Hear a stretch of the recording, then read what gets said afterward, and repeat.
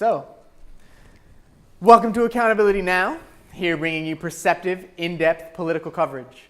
We're highlighting dishonesty, hypocrisy, and questioning societal expectations while challenging those in authority to live up to their duties to humanity and to the world. We're here to create credible radicals and ideas for change. It's time to be accountable. Today's top stories are the throne speech that happened in Ottawa last week on Wednesday. Yes, Wednesday. The Canada-EU deal, otherwise known as CETA. The senator suspensions. You have Mike Duffy, Pamela Wallin, and Brazeau both being challenged, saying that they're going to be removed from their senatorial positions without pay, which has only happened one other time in 2009. So there's some pushback on that. And then we have the Line 9 reversal. There was a bunch of protests on Friday, Saturday, and Sunday for the new Energy Board's, open session, so to speak. And then we're going to touch on the recent Mi'kmaq fracking protests in New Brunswick. So here we go. It's time to be accountable. So the top story, the throne speech happened. And for 7,000 words, we listened to the Governor General speak about what the Conservative government is going to have on their agenda for the next 2 years. And we learned that they are going to try and be very consumer friendly.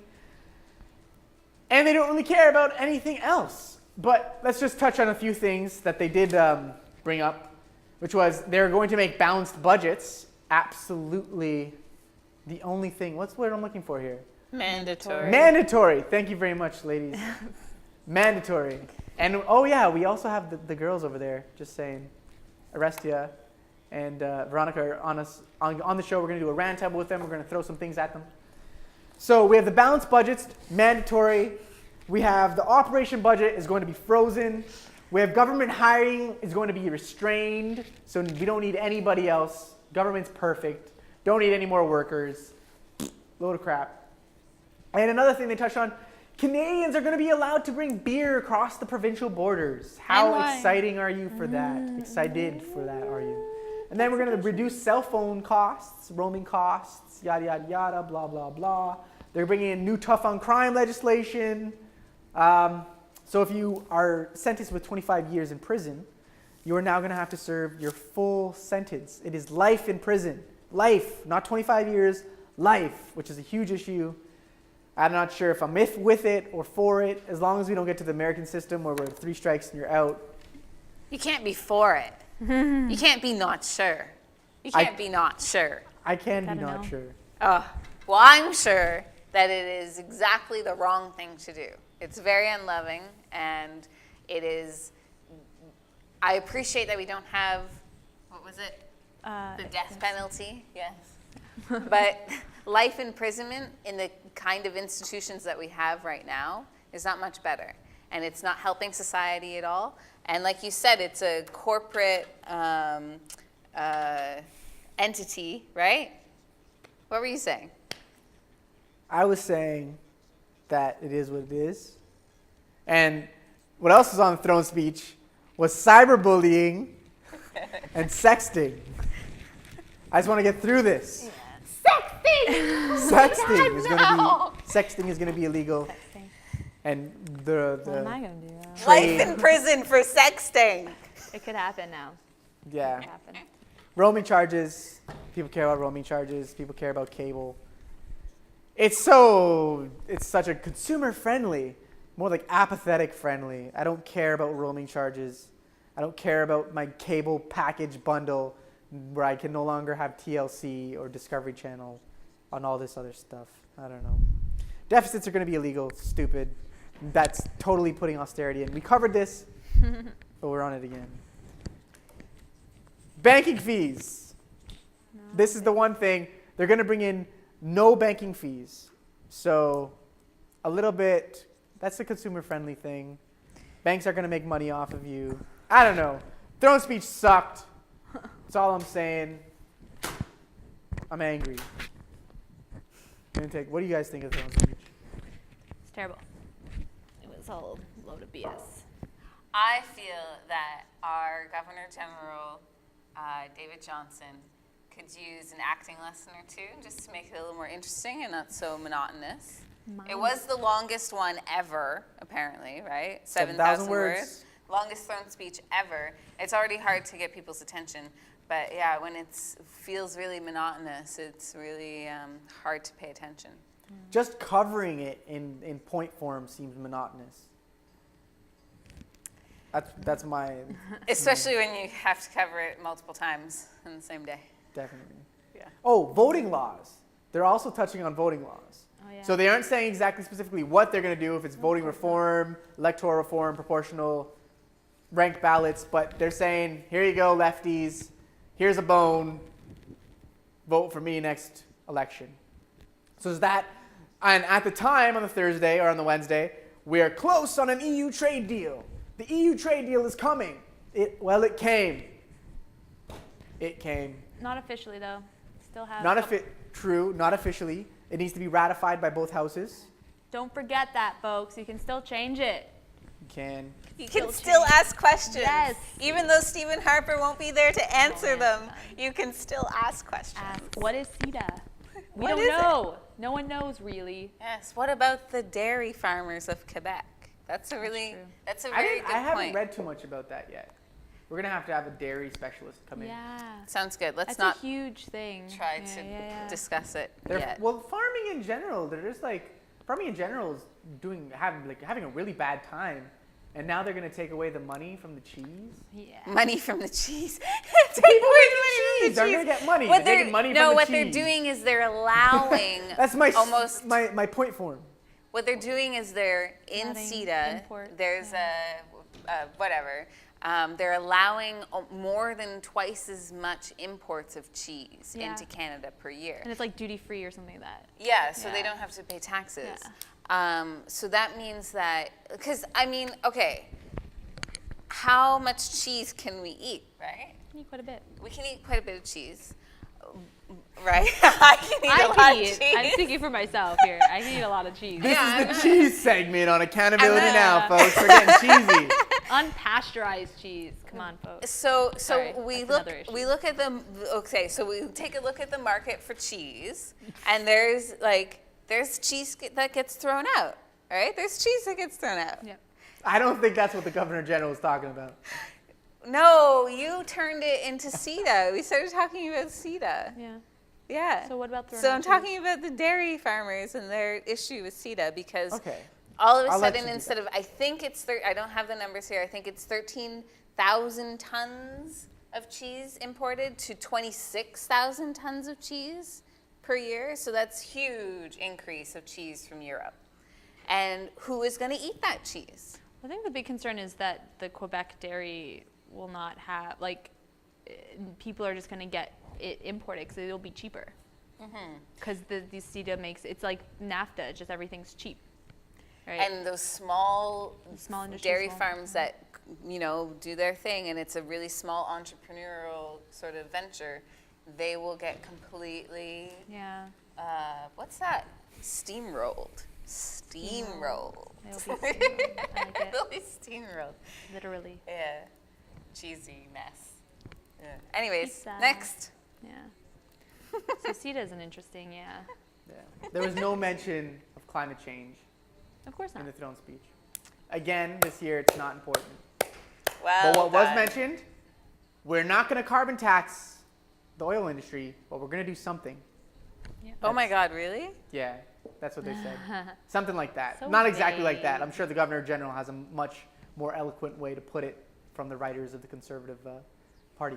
You know what was really interesting was that a lot of people, the Conservatives had a caucus meeting prior to the throne speech. And they said, we're only allowing one pool reporter in. And then everyone was like, this is undemocratic. Like, we are going to, what's the word I'm looking for? Protest. So the media staged a protest and said, we're not giving you anyone. We're not giving you a camera. We're not giving you one pool reporter to cover this caucus. This is ridiculous. Ridiculous, yeah. Like, it's the most important caucus of the year. And just one of us is going to be in there, like, giving our report, a biased report from our view. So they all kind of, protested it, except for One douchebag. what media company? Are you guessing? Didn't go Sun. along? Sun News. Excuse me very much. I mean, but David Atkin, one of the main editors of the Sun, but basically the political spectrum side of things. He gave a really good reason. He said, no matter what, the people need to know what's happening in here. Like, it is the duty of the media to report what's being said. And you guys can say nothing, but I'm going to go in there and at least, make sure the people have a voice in this and actually get to hear what's going on. So David Akin is actually, if you read his blog, if you read what he has to say on Twitter, he's not the typical Sun reporter. What was his report, though? What was his report? It was just the video, so that everybody could use the video file. But then nobody used it. They continued their protest, and nobody used the file from that. Not even Sun News used it. So, but it's there. It's there for archives. It's there. It was done. That's so, my hat's off to David Akin because I think he probably gets a lot of pushback because he's Sun Media. But to be honest, I read his blog. I read what he has to say on Twitter, and he's not the typical Sun News person. He's actually very open-minded. He critiques the conservatives. He doesn't just give them the benefit of the doubt. So my hat's off to David Akin again. And I stand with him. If I was there, I think I would have been the one guy who said, let's send in at least one camera and just have it there and that's it. Yeah, but isn't it the conservatives got to choose whose camera it was? Or did they say just one of you? I'm not. You guys pick Somebody it. Fight it out I think it was amongst one of you. yourselves. You guys pick it. I think it was like that. Are you sure? I think that's how the like pool three on works the when they do the pool. Go. Yeah, I don't know. To be honest, I don't know. I'm not a scrum reporter in on the House of Commons. That's interesting, Hill, though. on the Hill. There you Yeah, because So- all the stuff that I'm reading about freedom of information and stuff, how horribly managed it is and everything.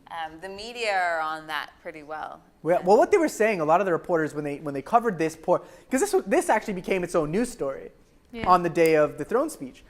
So what they were saying was that right now it really seems like Stephen Harper has lost so many critical people to his team because of corruption allegations, because of the Mike Duffy scandals, because of all this craziness that's happening in the Conservative caucus. He doesn't have any advisors anymore. They were saying Stephen Harper's only advisor on the Hill is Stephen Harper. That's it.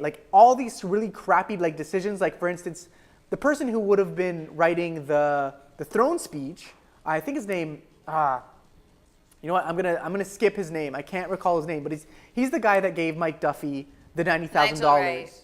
Patrick who? Nigel Wright. Yes, Nigel Wright would have been the person who wrote that throne speech, but now he doesn't have that.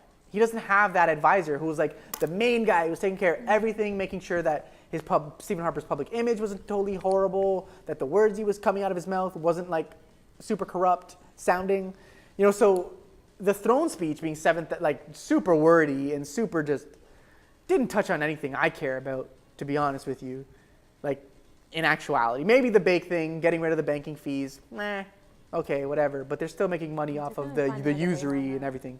So what the media was saying was just that it's a really hostile environment to try and cover the conservatives or the Harper government in general on the Hill. Stephen Harper, if we thought he was a dictator before, now that he doesn't have all those advisors, he is 20 times worse. So it's going to be really interesting to see how the next 2 years progress. So, okay. So I think we kind of covered the throne speech in general. That's kind of what happened. Moving forward, what do we have on tap? We have some CETA talk. We have some senator suspensions. Maybe we'll get into the senator suspensions, and then we'll move into CETA a little bit later. How do you guys feel about that? Cool. Feeling good? Sounds good. All right. So we have Mike Duffy, Senator Brazeau, and Pamela Wallet. They're all the MPs are trying to say that we're going to suspend you, we're not going to give you pay, you're not going to have your benefits, you're done. You're just straight, get out of here, we don't want to deal with you.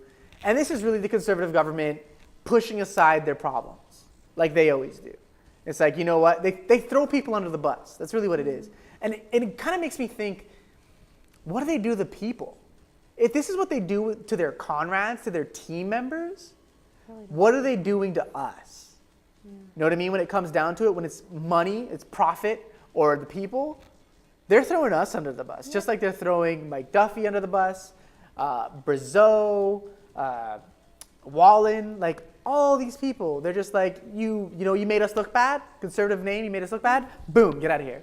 None of them are no longer conservative caucus members. Like, they're all independents because they've been thrown out in one way or the other. They've all quit, really, but let's be real here. They had a meeting with Stephen Harper, and Stephen Harper said, you can be fired and get thrown out, or you can just say that you resign. So they all resigned. But I don't know. So you have Pamela Wallen's lawyer. Pamela Wallen's really the lead on this. She has her lawyer involved. Her lawyer's calling up CBC and the news panels and this, that, and the next thing, saying like, this is constitutionally wrong. Like, you have to presume in the Charter of Rights and Freedoms, you have to presume innocence. And in this case, you're not presuming innocence. You're saying we're all guilty, and we're all guilty for the same crimes. But she's like, I've already paid $100,000 on this debt, and her big basis on the scandal of senator money being spent inappropriately is that the whole process in general has never been very clear. And it hasn't. For years and years and years, senators haven't even had to account for their expenses. So, I don't know. What do you guys think? Is it okay to suspend them? I think that they shouldn't be, their benefits shouldn't be suspended maybe. And maybe they should have decreased pay. But I don't think it's fair, because it's not just, whenever you're dealing with one person, like with an individual, you're not just dealing with an individual, you're dealing with a family. Like, if this person is the bread maker for their family, well, how are they paying for food? How is food going into the children's mouth? How are they paying for gas to bring their kids to school? Like, how are they paying their mortgages? Like, it's just, you're affecting more than one person when you make decisions like this. And I don't think it's necessarily fair. I don't agree with what they've done, but I also don't agree with just, removing all of their pay and their benefits and affecting their entire family. What do you guys think? It's a hard one. And it's not a very people approaching. Well, it's topic. tough because, as you said, like, every situation is different. So it really depends on what their involvement was. Like, if their actions affected people negatively because of what they were, like, because of the scandal, and like in their involvement in the scandal, then I think that they should they should go through the consequences of that. But if they're being like the fall person for it, like if they're being suspended because the people who actually did most of those negative actions, if they don't want to be on hold for all that, then they lay it on someone else, and that needs to be explored, and that needs to be something that we learn more about, and basically the truth comes out, right? Like, that's what needs to be done, because lives are being affected here, but as you said, they never think about that. No. They're not working so that they could. The way that they're running is not so that people can have what they need, and that it's respectable, and that there's, want to say truth. It's not like that. So clearly there's something wrong, and we need to figure that out and find out more about that. But then, with that being said, a lot of people would argue that, that's just more time and money being spent on an issue that we need to be kind of get over. But it's not, right? It's all connected to this really big problem that we have a terrible politics involved, terrible governance. Yeah, and people have known that the Senate needs reform for a long time, and that the senators themselves are prone to overspending because they don't have to be held accountable until now. And it's interesting to see how conservative members of the Senate are saying that this is a step too far too soon. Suspending them without pay is not necessary at this injunction, because there's still due process to go through. The Senate has not sat down in an official manner and stated exactly what was the gross negligence that each of them have, what's the word, alleged to have committed. But the RCMP has pretty much found them all to be quite Gross. corrupt.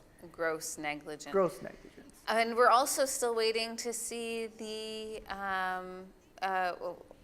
someone's looking at all the books, right? They're looking at all The of the RCMP books. is going through all of the senatorial books. Yeah, so we still have yet to see who else has been grossly negligent. Well, there will be in the books even. But the issue is that the RCMP has not laid charges yet. Yet the Senate has put forward a motion to suspend pay. And that's the issue. Like, I'm sure no one would have a problem if once the RCMP lays the charges officially, then yeah, they have, they're cut off, they're done, they're out, they're into a whole new world. So I think that this is a logistical thing that is taking away from the real issue, which is we need true Senate reform, we need more accountability with all of our politicians, not just the ones who are appointed, but the ones who are elected as well. So I think this is just a story that kind of distracts from the heart of the matter. I agree. I'm not even 100% sure whether, what form Senate reform would take. I don't believe in Senate abolishment. I think it is a good thing to have kind of a second house looking over, what gets said. I'm not so sure about appointments, but I don't know. There's a lot to be said here, and there's a lot of discussion that can be had over Senate reform and Senate in general. Today, actually, breaking news, Senator Mike Duffy's lawyer is saying that the $90,000 check was a deal with the Prime Minister's office. It was approved from day one by the Prime Minister himself, which brings us to another topic that I didn't talk about at the beginning, but the NDP is actually trying to vie to hold Stephen Harper in contempt of Parliament for lying about this very thing. And if this is true, like, this is Mike Duffy's lawyer saying that the Prime Minister's office and the Prime Minister knew that this was happening from day one. This puts Stephen Harper in contempt of Parliament and would effectively end the Conservative reign on government. It would cause a new election. Would it though?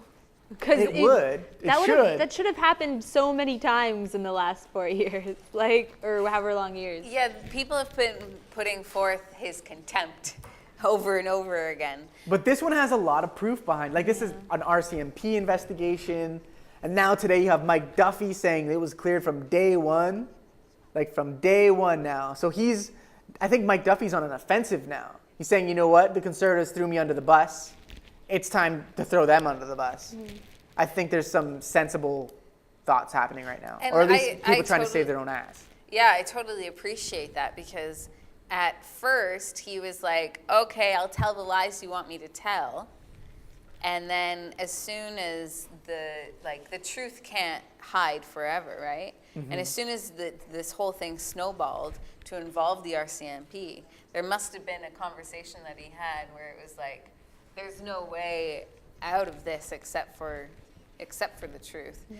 And the reality is lots of Canadians are angry about this, more so than energy issues, more so than reform of anything. That's why so many people are so angry that it was never touched on in the throne speech. Mm-hmm. Like, at all. Like, Senate reform was not touched on. Senator, expense scandals it's not a word of the day.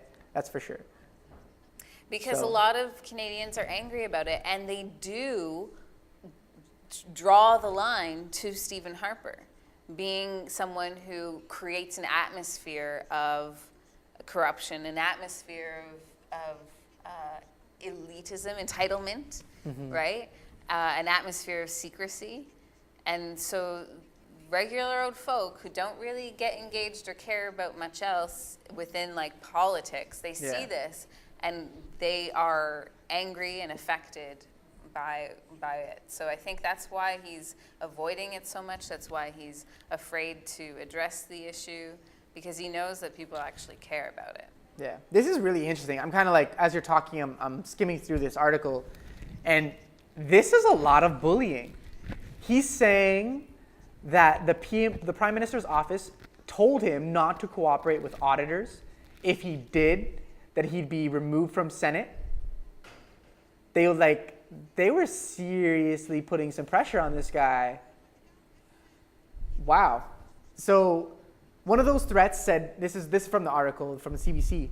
One of those threats, said Bain, was that the senators, David Bain being the lawyer, was that Senators David Kachuk and Carol Stewart Olson, who held the majority on a Senate subcommittee, would declare Duffy's Senate appointment constitutionally invalid if he refused to cooperate with accepting a payment from Nigel Wright. Wow.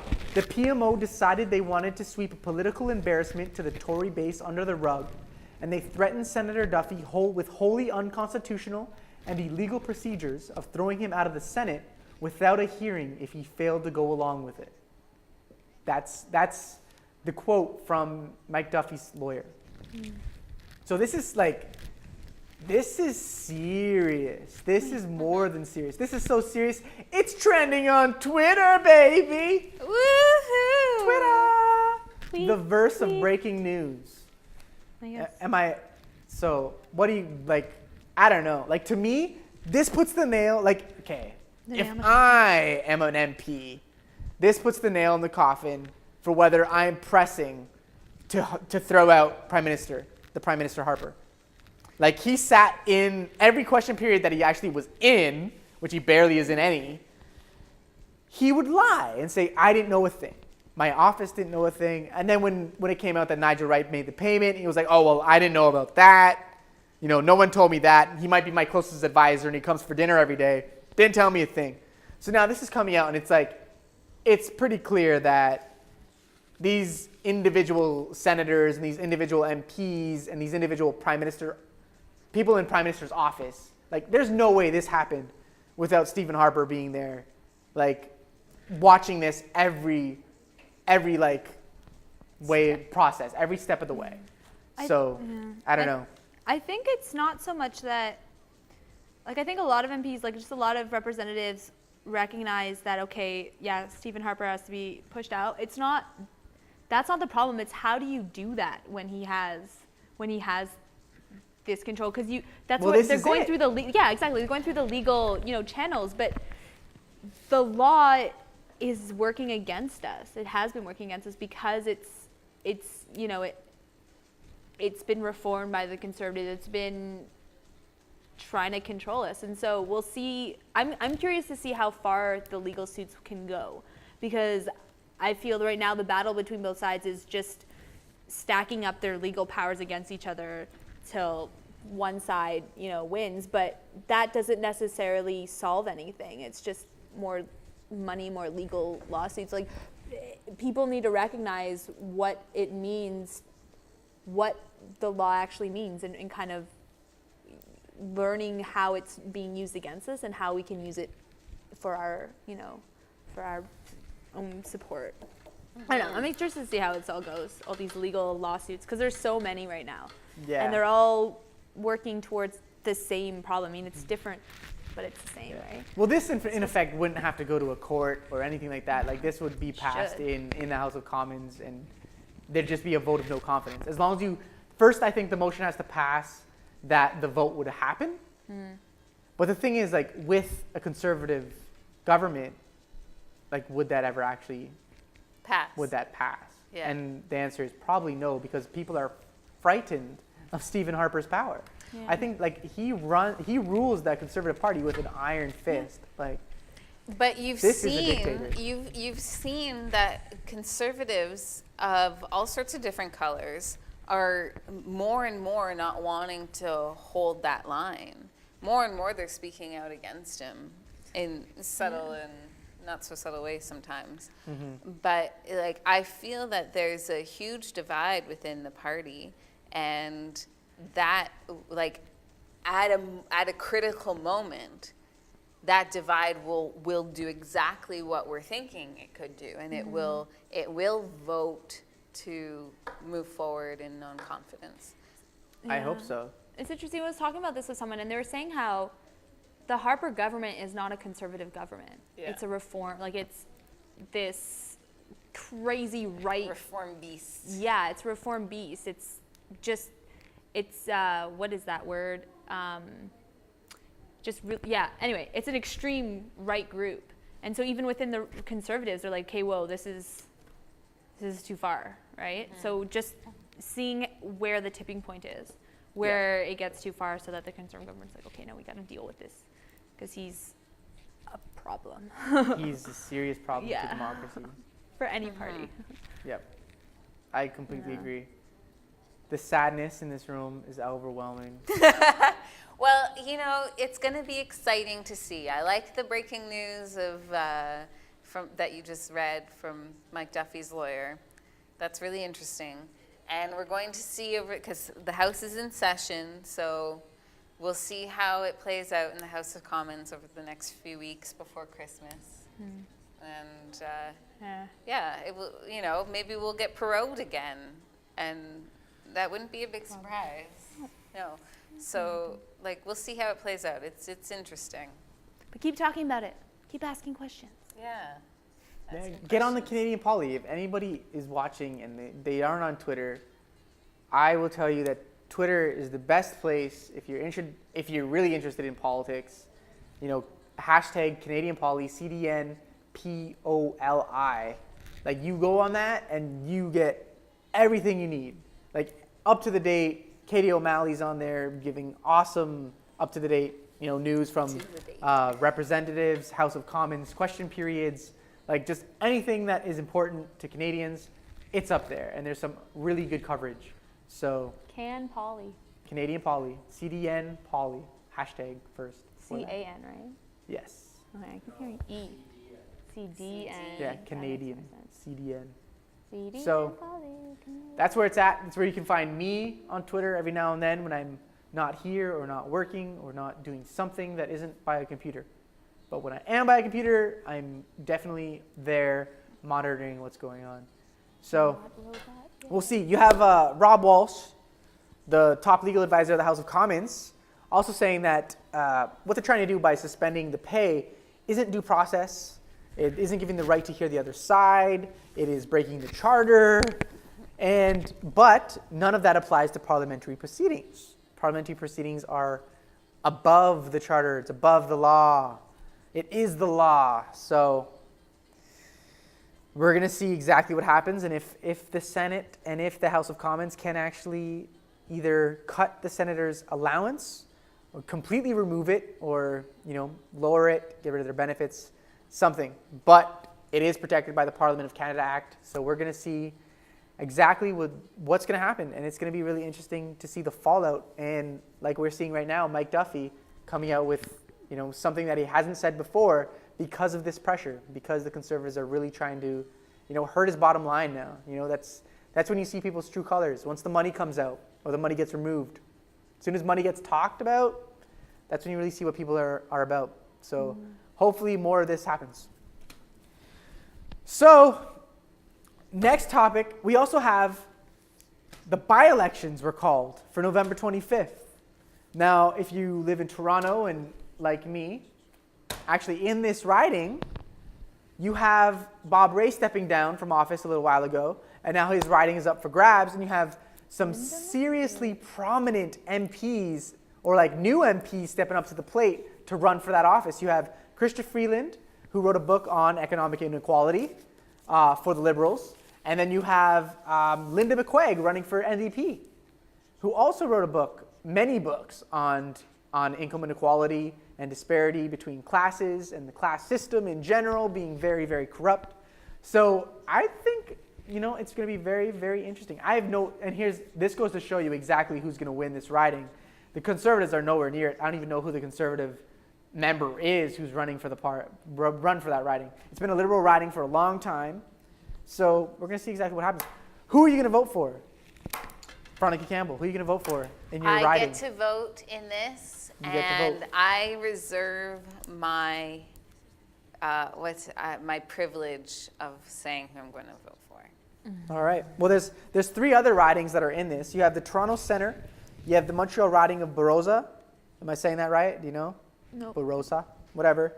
And the Manitoba riding of Provencher and Brandon, Surrey. And apparently there's some issues around the ones that are in Manitoba because the Conservatives weren't very democratic in picking who they were going to have run in one of the ridings. So apparently a lot of the conservatives are totally pissed.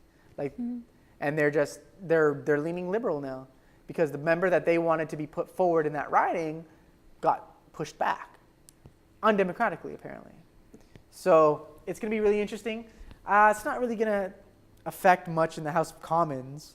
Well, But- I like what will happen with the conversation between Freeland and McQuaig because they do have a focus on economics and they do have a focus on the increasing gap between the rich and the poor, which is just steadily increasing.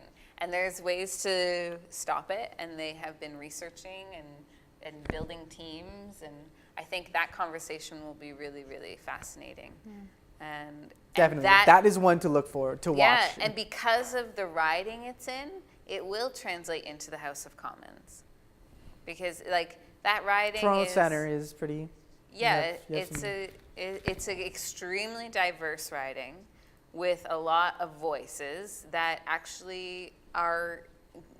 It's actually quite a participatory spot, you know. Like there's Yeah. a lot going on, and so there's a lot of engagement. Yeah.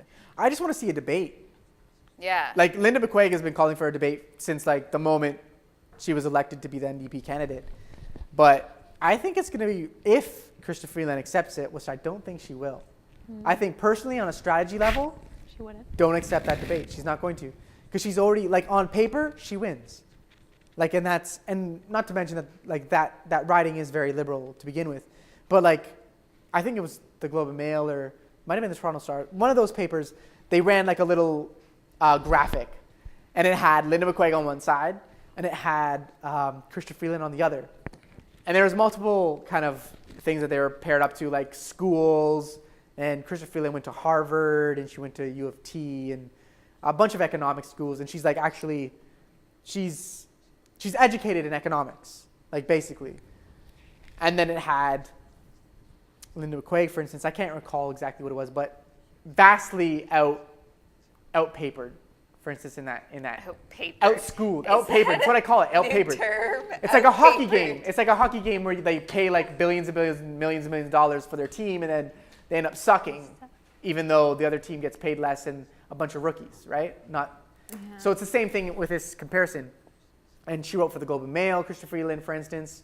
She's just more, I don't know what the word is that I'm looking for here, but she's just more, hey, I've seen that face. Oh no, I'm good. You want to meditate. I want to meditate. Go meditate. No, it's okay. I'm good. Go meditate Continue. with the little hippies. I was gonna say something about. Hypocrisy. That's what I call it. Hypocrisy. Stop. Hypocrisy. Stop. Let's focus on the real hypocrisy, which is our democracy. Okay? Okay. Thank you. Fine. Let's not get angry at people. No, I don't like hippies. Oh, If you're watching the show, lost. I don't like I hippies. know. A lot of You people. lost me, Chris. You Come lost me. on. I'm out It's of here. okay. Don't judge. I don't Why judge. are you being No judgment. judgmental? I don't judge. Okay, I judge all the time. What were we He talking about does again? judge all the time. That's what makes him entertaining. That's right. Let's go to CETA. Judgment. Forget this. We're going to see what happens. We're going to cover it. And we'll see what Linda McQuaig has to say. I know actually, Committee on Economic and Monetary Reform are really big on Linda McQuaig. They talk about her all the time, but They don't support her though because she's not talking about the money issue. Yeah. Yeah. And it was rumored that the reason why was because she was she was threatened, like her daughter was threatened, but then that rumor is false. So there's actually, there's always pressure not to talk about the money, the money issue, the heart of it, but she will not talk about it. And so that's something that is not cool. And also, she mentioned that, her whole platform is, taxing the rich, but, Yeah. what's his face of the NDP party? Thomas Mulcair. Mulcair, Yeah, he he doesn't said, support no, that. we're not going to tax the rich. So Yeah. how far does Her that weight sway go, go. right? Yeah, she can say whatever Yeah. she wants to Yeah. the Toronto Centre, but when it comes down to it, who's making the decisions? Yeah. That's Mulcair. And you have Chrystia Freeland was appointed the economics kind of head for the Liberals, whereas Linda McQuaig is definitely not going to be appointed, economic head. But if they do have a For debate economic on policy. television, that holds a lot more power than the written, like than paper. Definitely. But In will politics. but will she say, will she really touch on, and this is what I think is really interesting, is I think if your party runs on a platform where one of its main mandates is to restore the central bank, you win. You win. Honestly, I think that. I honestly think that. I think you get youth engaged that way. You get activists engaged that way. All those people that showed up for Occupy, to me, that was the main issue. Like, a lot of people came there learning from Zeitgeist about fiat currency. And that was kind of like an issue, the main issue that most people even had some sort of grasp on was the fiat currency system.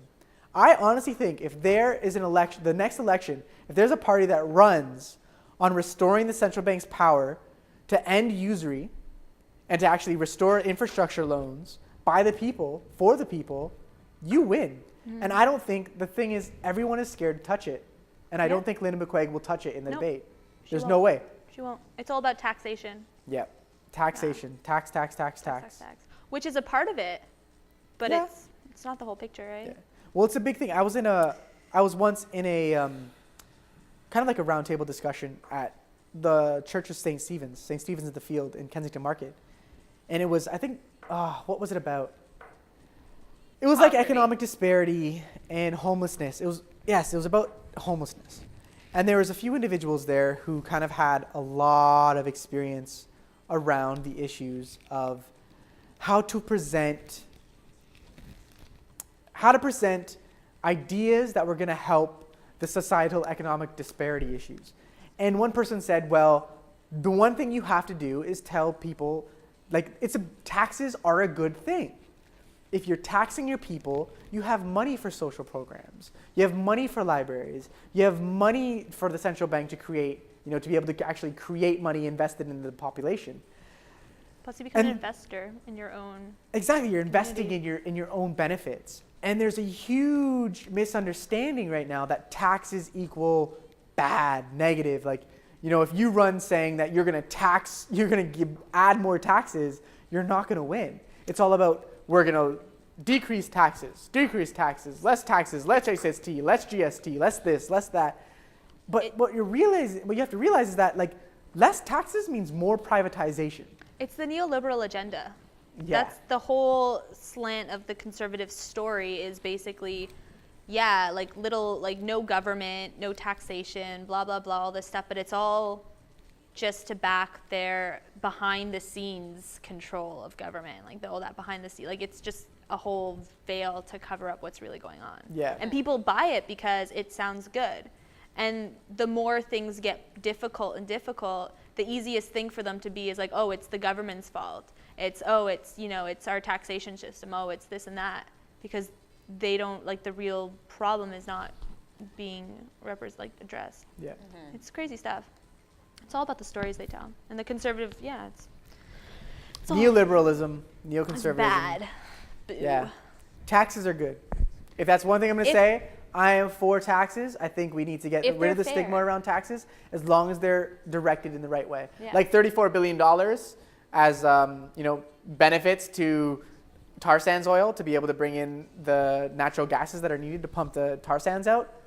No thanks. That $34 billion in my taxes, I'd much rather go to green energy. Or the So- $3.1 billion that's not accounted for in surveillance and Yeah. and CSIC. anti-terrorism stuff. Yeah. Yeah. Canadian security something rather. Yeah, or that whatever it is, the palace, Camelot that they're building. Yeah, Camelot. Yeah. For CSIC. Yeah. CSEC. Canadian Security something. Yeah, it's all just part of the grand scheme of things to militarize and corporatize And to Neoliberal spy on agenda. foreign countries to make sure that our industry does better than their industry. Yeah, Yeah, and then to that was spy on your interesting. own country. Communications Security Establishment Canada. CSEC. CSEC. So that would what's be your it. next topic? Let's go to CETA. You seem to know a lot about CETA. So Not really. you guys know more about CETA than I do. I know that Oh, before Occupy, before Occupy, people have been challenging the possibility of CETA going through. I know that the CAW had a large campaign against it. The Council of Canadians has a long a Yeah. long-term campaign against it. And a lot of them ended up giving up after a while. They still have the websites up that you can go and, put in CETA in Google, and you'll probably have a bunch of opposition websites pop up from different unions and different citizen groups. And now you also have, they pretty much have fallen to the wayside. And now you have Paul Hellyer and the Committee on Monetary and Economic Reform coming in and adding in another lawsuit to try and, well, not lawsuit, an injunction to stop the movement from going forward, from CETA moving forward. But now it's been signed. It's been signed by Harper, but it hasn't been ratified. It needs to be ratified by the House of Commons as well as the Senate. So I don't know.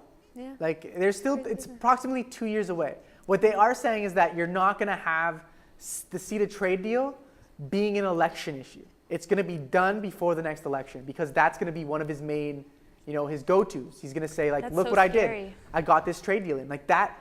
The one thing we have to give to Harper is that he has always been an economics-oriented prime minister. This trade deal is his bread and butter.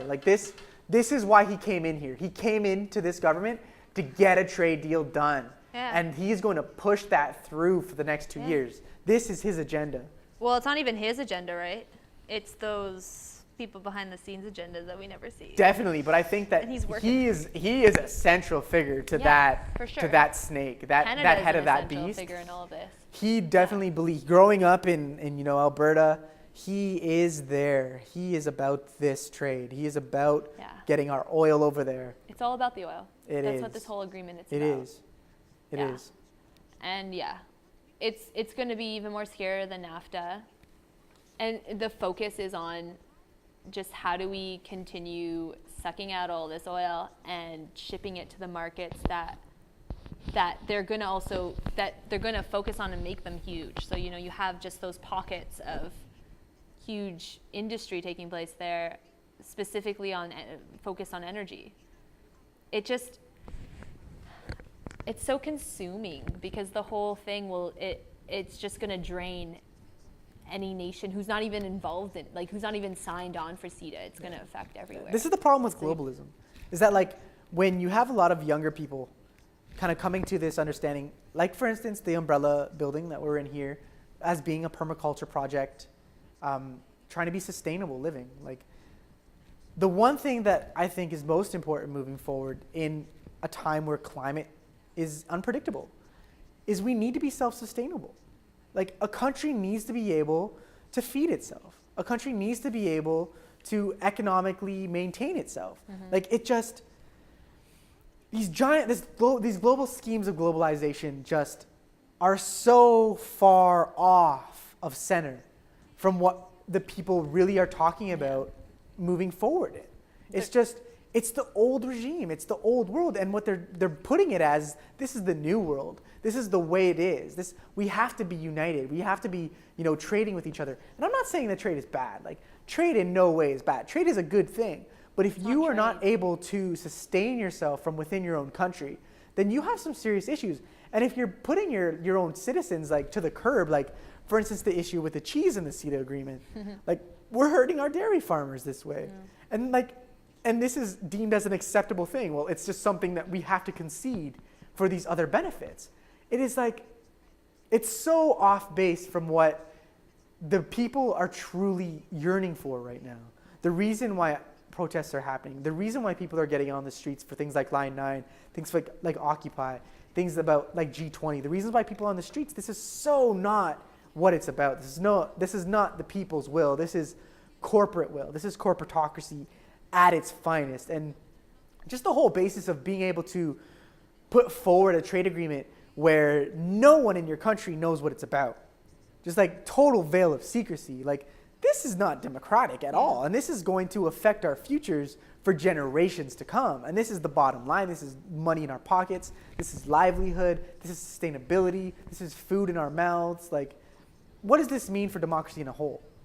Yeah. Well, it's about the continued growth of the corporate control and the corporate, and I'm not against people coming together and creating something that is its own entity, that is a corporation.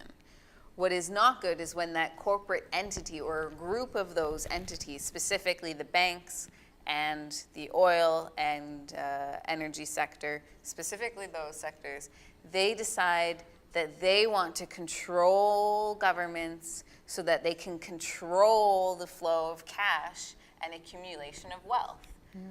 The only reason they want to control us, individuals, as part of a democracy in Canada is so that they can control the consistent flow of wealth to those pockets. So these trade agreements are just these corporate entities working with our governments to maintain and grow this wealth funneling all to the 0.1 or 0.01%. Definitely. And there's totally an air about it that makes me think of kind of a strategic, like I'm a very strategical thinker. Strategically, what's being happening right now to me is they're moving away from our biggest trade partner, which is America, because they are in such debt, because they're in such financial straits. They're trying to distance themselves and move us into a different market. They're trying to connect us to Europe. That's what Line 9 is about. That's what this CETA agreement's about. It's trying to end relations, or not really end relations, but ensure that we're okay come America's kind of the empire's downfall, so to speak. They're just relocating the empire. Yeah. They're not going to a new place. Like, it's because it's not even Canada and Europe agreement. It's these private investors that have chosen their strategic locations that they're going to operate out of, right? And they see, okay, well, this is where the wealth is. This is where the people that we need. Like, it's a big game of like risk, basically, for them. Yeah. So it's not. There's no like sovereignty to any specific nation. Like the U.S., those powers that be that operate out of the U.S., they're moving their asses out in another way, right? Like it's just all, as you said, like trying to continue that growth of wealth, no matter the cost. And their strategy is, okay, well, we need to relocate, right? Because it's not, and maybe that was a part of the strategy all along, because if you look at like how systems work, they must have recognized that they would not be able to sustain, because it's not a sustainable system. So it's almost like I feel like they put these,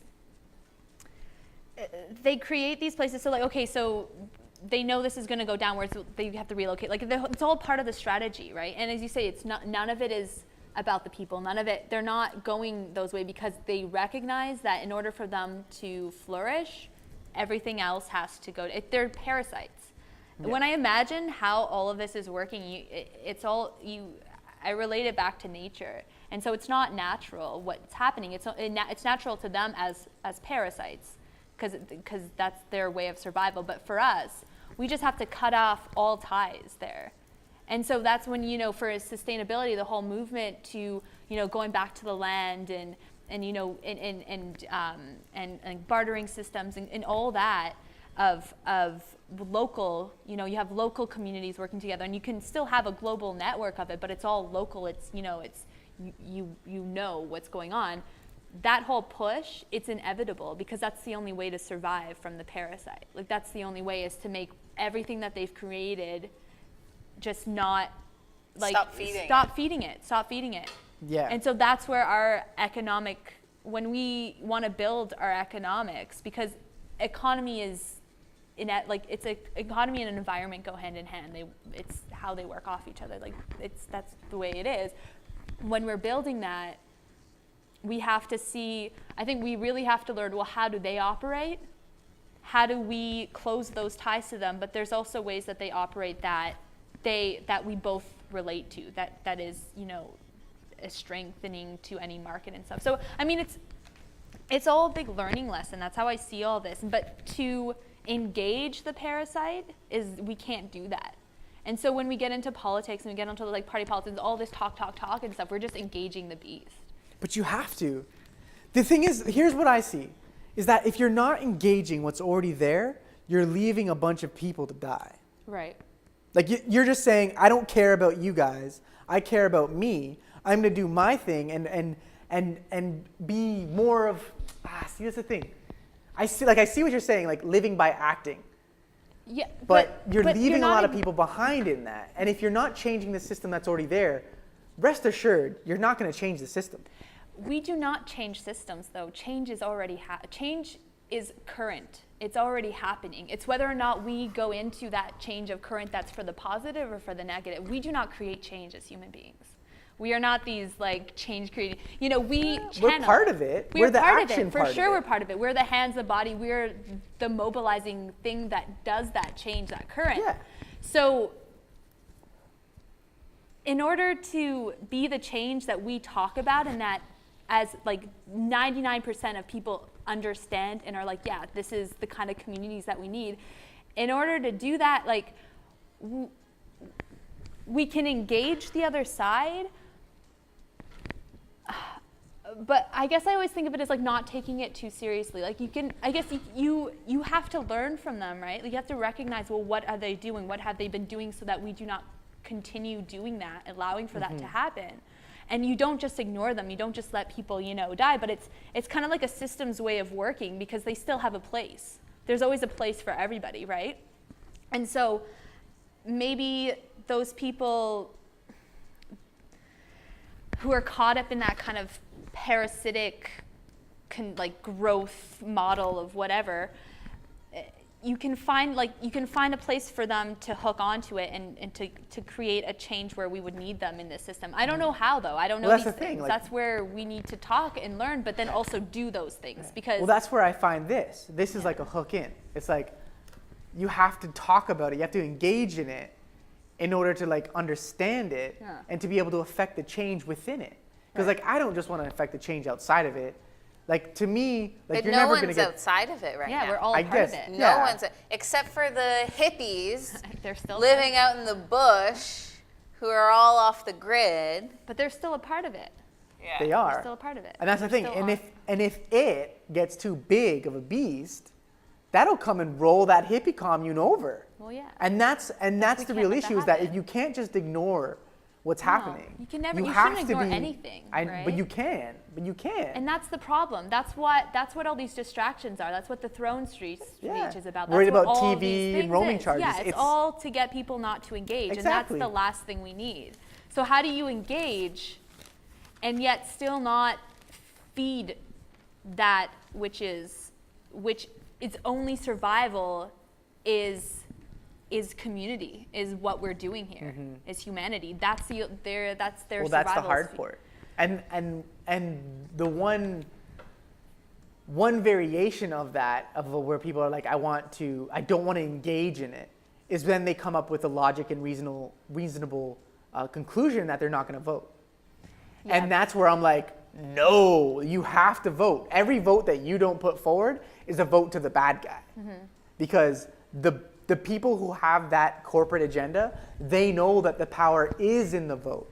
We do have a democracy, and when you use that democratic right, you can actually affect some sort of incremental change. And the problem lies in a whole portion of society not believing in the incremental changes. They say reform is bad. Like I say, like when I talk the way I do in a lot of activist circles, I'm finding now a lot of blowback. I'm finding that I'm actually getting hated on because of my views, because I don't want to start a bloody revolution. I'm sorry I don't want to kill my fellow human beings. I'm sorry that I don't want to divide my country. I want to unite my country. And the fact is that we live in a country of reform.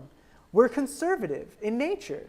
Like, and history shows Humans that. are conservative. History shows that every single revolution that has been put forward in Canada has failed. Every single one. Every single one. Not one has worked, but every single reformative measure that has been put in place has won. Responsible government is one of those. And that's one that was led by someone who formerly led a revolution. And they strategically saw that this consciousness in Canada is not one that is for dramatic now change. It's not for change right now. It was just kind of funny that my show is about accountability now. The fact is, it's accountability incrementally. Because our mind, like everybody comes to Canada with a notion of that this place is better than where they came from. It's less corrupt than where they came from. It's less corporate than where they came from. And that's why nobody's willing to throw away kind of the freedoms that they have here for a chance at more freedom. So I recognize all that you said, and it's interesting how you say it though, because the way that you're saying it is kind of an us versus them. Like the fact that they'd have to throw away something in order to be participating in their democracy, and that is just one of many like ways of thinking that we have like as immigrants or as Canadians have created, and feeding into that story that is if in order to engage in our democracy we have to give up our rights or we have to give up like some sort of safety because it's like dangerous to be a participant in this, and that's really messed up. Yeah, it goes to show you just how messed up our democracy has come to, or at least less our democracy and more of our societal. So to talk of reform and how to have to reform as a nation towards positive, the positive current or whatever change, I think it starts with the language. How are we talking about things? Because clearly, our media does not help. The conversations people have, it does. Like it's getting better and better. With Occupy, it's created this huge, just a conversation at least about the 99 and the 1% and all that. So now is for everyone to really think about the words that we're using, because as you said, they've been incrementally, so slowly, we've been taught these really negative ways of relating to each other and to ourselves, and that's what needs to be, and I think that's the revolution is in language, in relations. That's what has to happen. That's my thing. Yeah, because I see economics as just a system of relating. It's exchange. It's all exchange. And exchange can be a conversation, or it can be, here's my $10, give me my book, I'm out. And there's so many different qualities and different processes for this exchange that if we take a look at economics from the way that, this is how we're relating to each other right now. It's a very destructive way right now. It's actually, there's lots of lies going on. There's lots of deception going on. And if we start to pull apart our idea of economics from that of math, like it's not math. Math is math. And we start to think of the sociology of this, then we'll start to have a better way of moving from, because I really do understand what Chris is saying about not leaving people behind. But at the same time, I think it's their own, excuse my language, I'm not going to swear, but I would say the F word, their own responsibility to choose their experience. And I'm not going to dictate to anybody how they should think or feel or where they should be putting their energy. I can have my own opinions. I can look and engage and judge what is good for myself. But I'm not responsible for anybody else. I'm only responsible for myself. And it is up to the individuals to choose it. Otherwise, it is just another system that's going to break, right? And of relating.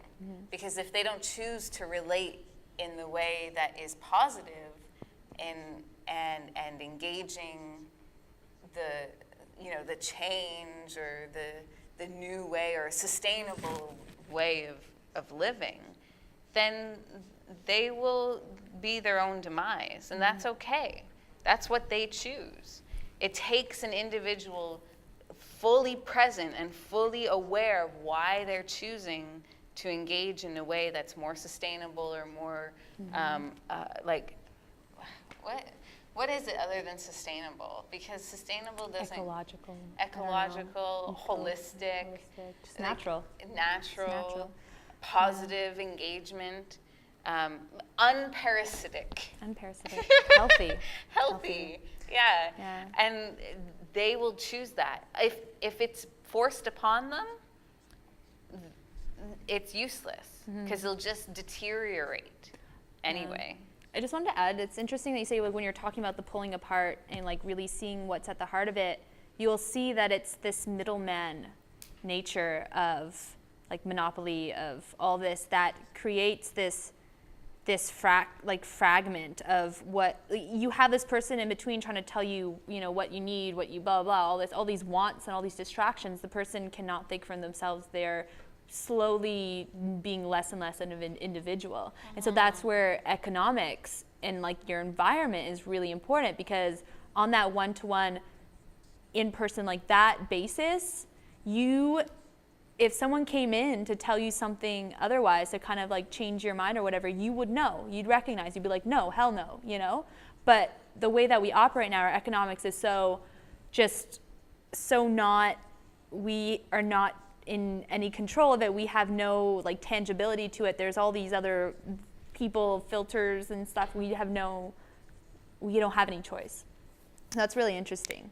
And so that's that's a part of it. It's to healthen the individual, so that no one is left behind, and that everyone is an individual that can participate and make decisions for themselves and take care of them. Yeah, take care of themselves. Yeah, because if we're looking at radical ideas like horizontal governance, Yeah. and like it's radical. Like I can't even imagine how it would work on like a nation level. It wouldn't. But even It wouldn't work. It wouldn't. It's on a small community thing, and even there, how many like communities that put that forward as one of their ideals have so much trouble with it, and all of a sudden they find themselves in something like a dictatorship where one or two, or what's the word for an elite group is governing?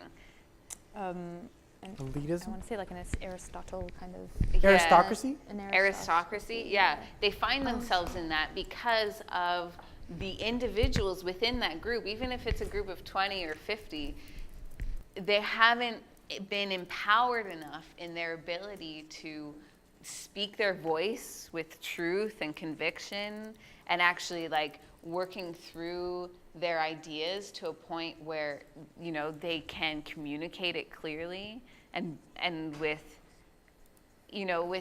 without education for all of those members, without access to information for all of those members, it's always going to end up being an elite group ruling over it through manipulation and deception. And oh my God, Nahum has something to say. Possibly, though, just to be devil's advocate here, that the parasitic nature of our governments that's been happening since we've documented governments, perhaps it's necessary in forcing us to think creatively and come together in groups and challenge the systems, because from my experience seeing more local kind of commune community groups, everything plateaus. Everything plateaus because you're sitting in a group of people that have their same daily routine. They're all thinking on the same kind of wavelength in that sense. And I do realize that obviously we're all plugged into the internet. There's going to be a global effect to communities that we have. But it's so easy to if someone's challenging on the internet, right, you just turn your monitor off.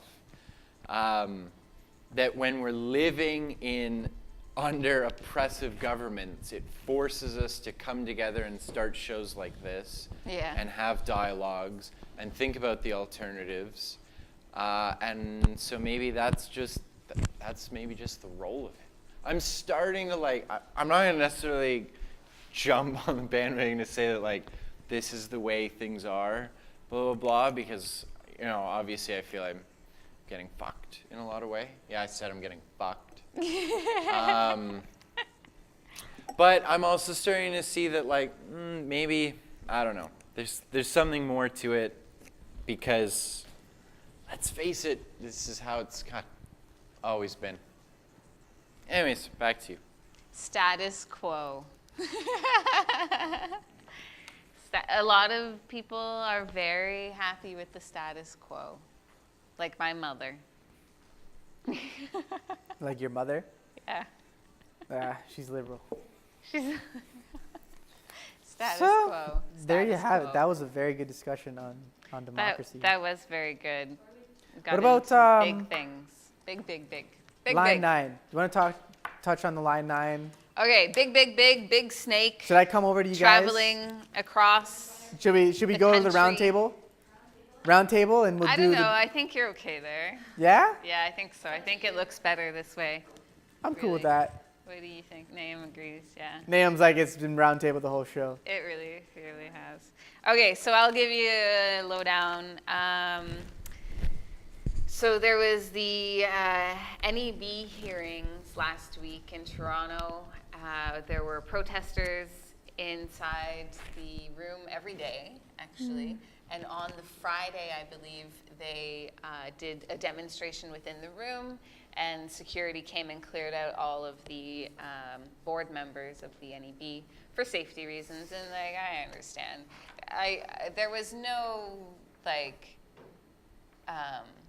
threat to any individuals, but as a whole, they were citing safety reasons. And the protest that happened on Saturday was a pretty good turnout. The organizers were saying there was about 1,000 people there, and when I got there, I saw probably about like 500 or 600 people, and it was raining too. Amazing speakers, great musicians as well. And because of the protest, they canceled their day's hearings. So really that's kind of a win in that they are acknowledging that there is a lot of backlash to this proposed project. Now this specific project is in Ontario, it's Line 9. They were talking about Line 9B. And what they want to do is reverse the flow of the crude. And it would also include bitumen from the tar sands. And so it would move from west to east instead of what it is currently doing, which is east to west, which would give opportunity for Alberta oil to be shipped overseas. So that ties right into CETA that we were talking about. Yeah. Now, the issue is this is a 36-year-old pipeline, I think. And it was built specifically for what they call sweet oil, so it's more processed already. Smooth oil. Smooth, yeah. Whereas what it would be running now, if this goes through, would be the tarry, sandy, corrosive stuff, Yeah. like sandpaper. And yeah, they've said Yeah. that over time it's created this like this flow and this those like just like the flow of that one way that to reverse it will just destroy the pipeline. Like Well, yeah, for 30 some years, it's been pushing Yeah. this way, creating, these like, because I don't even know what the pipes are made of. they're made out of I forget now, but it was big in the 70s. But it's like asbestos? Is that what you're thinking? No, I don't think it might be. That was big in but the it's something 70s that too. like yeah, like clothing and stuff is made out of A lot of things were big in the 70s. But yeah, it's just really it's outdated material basically. Yeah. So on Wednesday, there was some really good discussion within the hearing about the safety procedures, emergency plans. And the City of Toronto, in their final arguments, proposed 13 conditions that have to be met in order for this proposal to be passed by Toronto Council. What were some of them? Some of them are more emergency shut-off valves, site-specific emergency response plans for each major waterway in the GTA, stronger monitoring of pipeline integrity and reporting results to the NEB, and detailed models showing when the oil should, showing when the oil, should a major spill occur, would reach Lake Ontario. So basically, their problem is that the proposal included only like, the kind of emergency plan That would already you- be in place, though, right? well, it's an emergency plan that's kind of pieced together from different things. So there's even stuff from the States which doesn't even apply. There's also a lack of, what did he say? A lack of, oh, look at me. Well, there's a lack flipping of through the oversight, paper. right? A lack of oversight. They don't report on conditions of the pipeline enough already, apparently. And also, Enbridge is estimating that the time it would take for crews to respond to any spill along the thing is between 90 minutes and 4 hours. But there's no details of what, like, people at the local level could do within that time frame before the Enbridge crew comes. So emergency personnel, like our firefighters, would respond to this. They would be the first responders. And in their emergency plan, there's no details of what they can do or what they should do. And it's completely like blank. It's like, just wait for the Enbridge crew. And it isn't something like there's 12,000 kilometers between each shutoff station. So there's still that, like, if there's a leak at one or a burst at, like, in between that, that's like 12,000 kilometers worth of bitumen pumped at like 300,000 BPMs, something like that. That's beats per minute. That's music. But it's, I know they're increasing the rate in which they're going to be pumping the oil through it by over 300%. So it's like something crazy that, like, the amount of tar sands that are going to be flowing through there. And like this, the Line 9 goes underneath watersheds, like it's by Finch Station. It runs underneath a psychiatric ward. It runs under a fire department. Right under here? Probably. Like right over here. So, No, it's like a bit more up, but. and they might have prevention for spills, but they still don't have a proper department that handles leaks. Like they have no way of actually being able to find pinhole leaks, which over time are still like shedding out. It's so ridiculous. It It's the is. most ridiculous thing, and they must know that, okay, this is gonna cause so many problems, but it's like putting all that in the back of your head for the money, right? For Yeah. those money signs. And apparently the Line 9 pipe itself is actually, I read something, I think it's 28% thinner, or possibly even more than that, than the legal requirements for pipelines that run through America. The Line 9 specifically is the thinnest pipeline Yeah. in Canada. It's been running for so long. Yeah, it's And nuts. yeah, it's not a matter of if there's a spill, it's Yeah. when. Yeah. And the stuff that would be running through that, if it's approved, is even harder to clean up than the regular, soft. Yeah, as soon as oil. that's in the ground, Yeah. like it's in the ground. It's just moving and stuck. And look at all the like waters, like all like it's just You not. don't even see all the water that's flowing under. Yeah. Those creeks and everything that's under. Yeah, ground creeks. And we down have a mostly. lot of wildlife in Toronto. Like we have some of the, like our city has some of the most wildlife than any other city living in the city limits. That was a lot of city. Yeah. City. Yeah, respect. I like raccoons. They're pretty cool. Raccoons. There's a family of raccoons that climb up on our balcony and shit right where we like get out from the door. Yeah. That's fun. It's really, really disheartening. They haven't been around for a while. They're hibernating now or something. Yeah. Maybe the neighbors stopped putting their garbage out on their That deck. would help if the neighbors. That would help a lot. They're really cute though. They're There's so like 6 cute. of them. I love raccoons and squirrels, all that good Little stuff. hands. So it's a lot of craziness, and they ended up shutting down. I'm not sure if you touched on this. But they ended up shutting down the hearing on the last day because Yeah. of security threats. Yeah, we did talk about that. And the protests against Line 9 are really being led by the Aboriginal communities that are, so many of them are being affected. And so you see a very calm and very, well, at the same time, it can be not so calm, but a very like earthy Respectful. presence. Yeah. Yeah, very respectful presence. And there hasn't been any consultation with First Nations communities. So legally, like technically, this project couldn't actually be approved at all. Yeah. Because of the lack of consultation, zero consultation with the Aboriginal communities that are along the line. Yeah. So It's interesting because it's also on yeah. a lot of land that is not technically Canadian. Like it's not Canadian land. It hasn't been. It's just like one big treaty that just went over this whole Ontario, like all these places, and they're not actually like treaty land. Anyway. Treaties?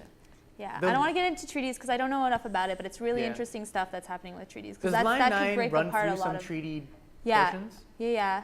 Well, because okay, so from my understanding of the treaties is okay. So there's a lot of land that has not been claimed by Canadian, like it's not Canadian land, but they just kind of put this whole blanket of treaty like numbers and stuff over places, and so now nations, First Nations are legally going after these treaty laws and being like, you know, this land is not yours. There's never been any agreement made between so that stuff like just puts a lot of holes in a lot of these claims. And it's really interesting all the legal things that are going on around all these things, around specifically energy, specifically oil. Yeah, 'Cause, there's some real movement Yeah. building in Canada to Yeah. oppose the tar sands. Yeah. Like it's Yeah. really not Yeah. good at all. Like I said, $34 billion in So much tax money going credits into for tar sands. It's Yeah. like, really? These are the richest corporations and they need tax credits? Yeah. They need $34 billion from Oh. our government instead of giving it to green energy? And Yeah. and the Lac Megantic tragedy, everyone's like, that train company needs to pay for this cleanup. And I'm like, I'm sorry, what are you cleaning up? What are you cleaning up? Whose mess is this really? Is it the train company's mess? I don't know. I see oil everywhere. Yeah. Who can pick up oil? Oil company, pick up your freaking oil. Speaking of Lac-Mégantic, another train derailment this week. That makes 3 in 1 month. And then again, oil being Oil. transported.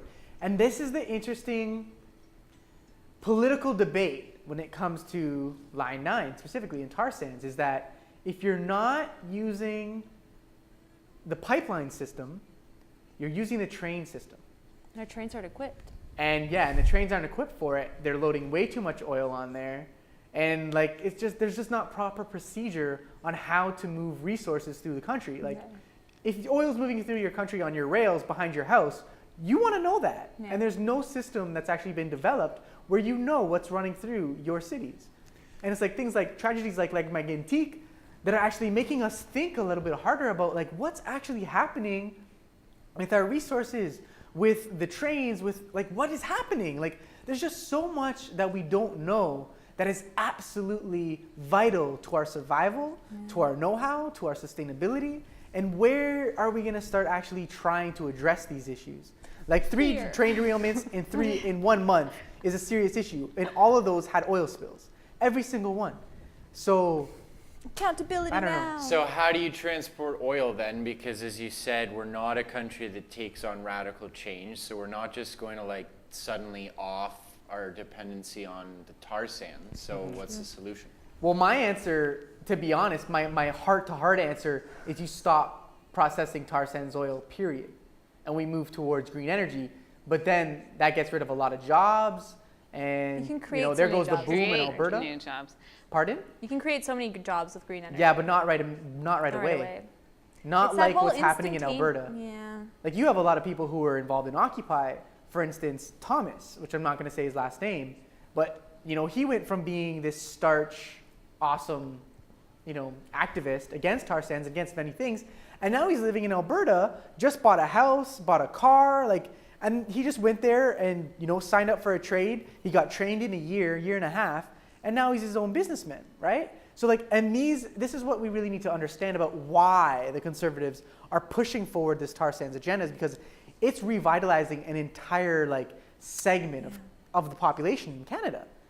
And we can't just disregard that. This is when the rest of the world is going through these really harsh economic times, we are a little bit better off because of the tar sands. And that's why they're pushing the development of it.